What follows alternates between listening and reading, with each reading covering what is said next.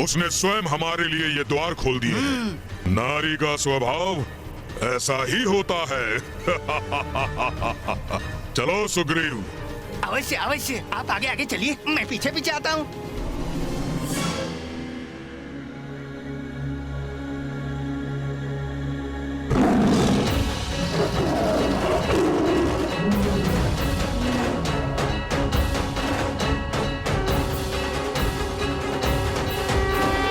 अद्भुत, ऐसा दिव्य वैभव, ऐसा अनुपम रूप, इसका सौंदर्य तो पूर्व से भी अधिक प्रतीत हो रहा है।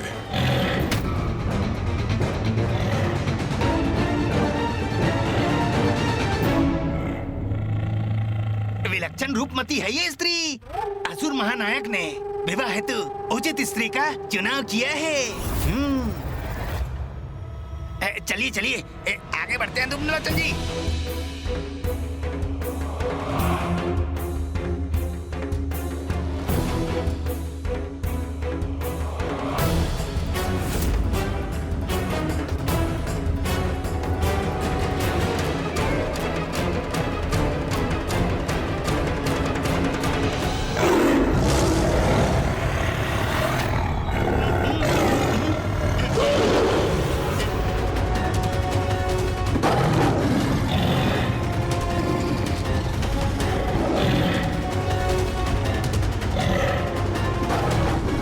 इस सिंह की गर्जना ने तो ये प्रचंड वायु प्रवाह उत्पन्न कर दिया है।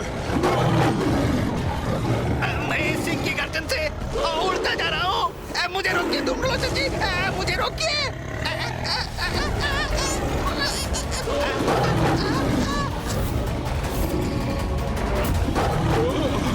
चिंता मत करो सुग्रीव, तुम्हें कहीं नहीं जाने दूंगा मैं। ये सिंह तो अपनी गर्जना में और वृद्धि कर रहा है। अब तो मैं भी खींचा चला जा रहा हूँ।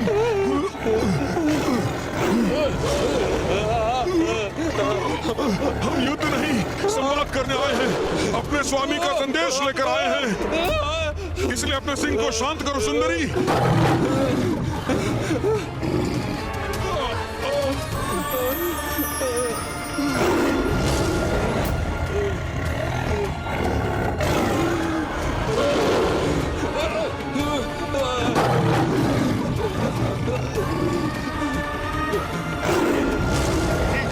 पकड़े रहिए, मुझे पकड़े रहिए धूम्रलोचन जी।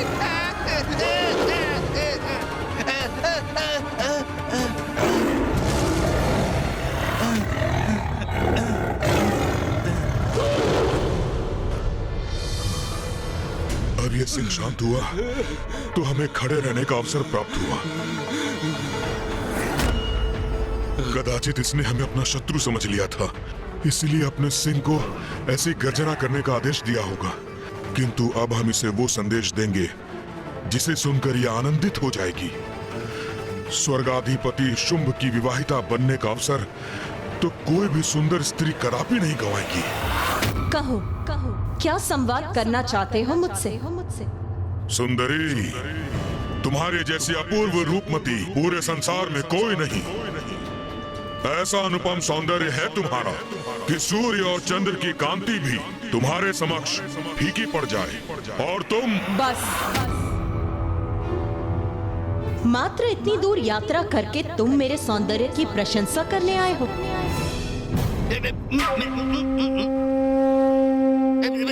सौंदर्य की देवी, तुम इनकी बात का बुरा न मानो। ये शुंभ के सेनापति धूम्रलोचन है और मैं उनका दूत सुग्रीव। मैं तुम्हारे सौंदर्य का दर्शन पाकर ऐसा अभिभूत हुआ कि मेरे मुख से शब्द ही नहीं निकले। तुम्हारी जैसी सुंदरी तो संपूर्ण संसार में एक ही है। जैसे इस सृष्टि में एक ही पुरुष है जिसके समक्ष सूर्य और चंद्र दोनों ही नहीं टिक सकते। और ये महाप्रतापी रूपमान पुरुष तुम्हारे स्वामी शुंभ हैं। सर्वप्रथम इस सेनापति ने मेरे सौंदर्य की प्रशंसा की, फिर शुंभ के दूत अर्थात तुमने उसकी। किंतु मुझे किसी की भी प्रशंसा में कोई रुचि नहीं।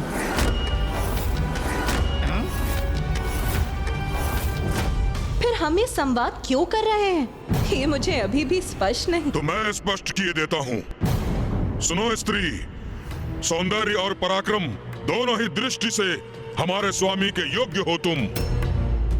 इसीलिए हम उनके साथ तुम्हारे विवाह का प्रस्ताव लेकर यहाँ आए हैं। उचित तो यही है कि तुम इस विवाह प्रस्ताव को स्वीकार कर हमारे साथ चलो।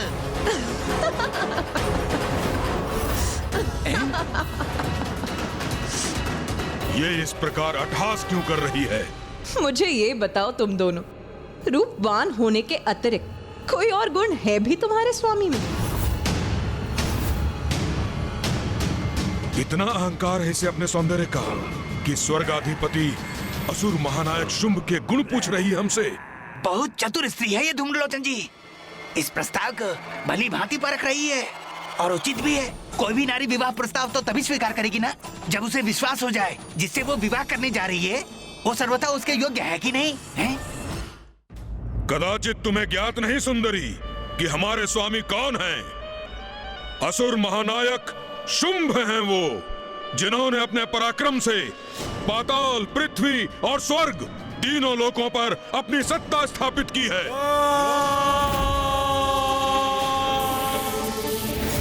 और स्वर्ग की समस्त निधियां उनके नियंत्रण में है। कल्प वृक्ष, कामधेनु, ऐरावत, उच्चैश्रवा सबके स्वामी हैं वो। इंद्र आदि देवताओं को स्वर्ग से निष्कासित किया है उन्होंने। अब आपको पूर्ण परिचय प्राप्त हो गया ना हमारे स्वामी का? अब तो स्पष्ट हो गया ना?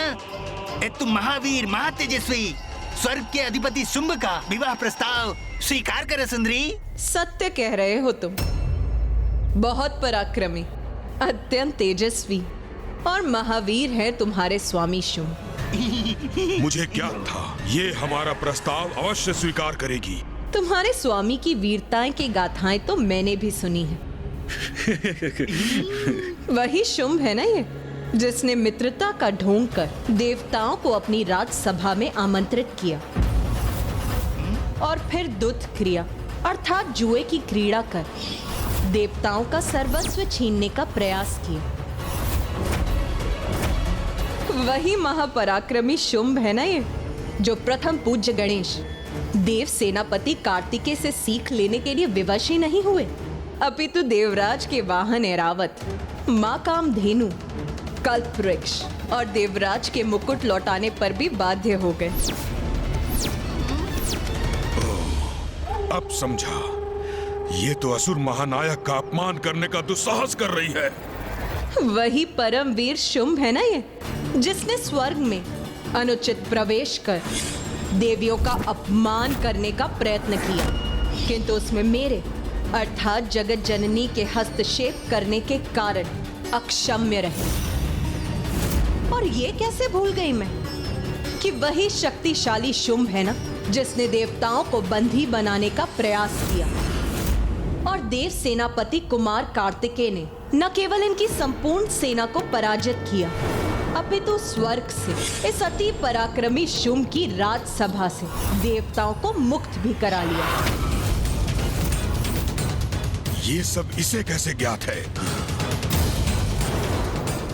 कदाचित ये असुर महानायक शुंभ का विवाह प्रस्ताव अस्वीकार करने जा रही है।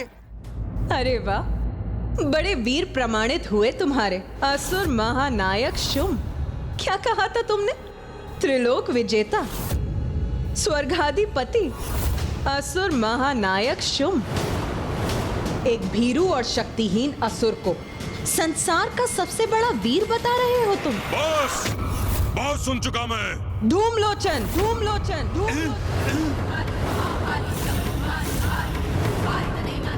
अपना स्वर ऊंचा करने का दुस्साहस मत करो।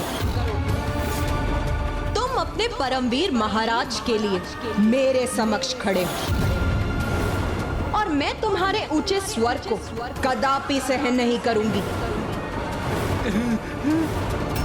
इसकी गर्जना तो इसके सिंह की गर्जना के समान ही भयंकर है, किंतु मुझे इसका अहंकार खंडित करना ही होगा।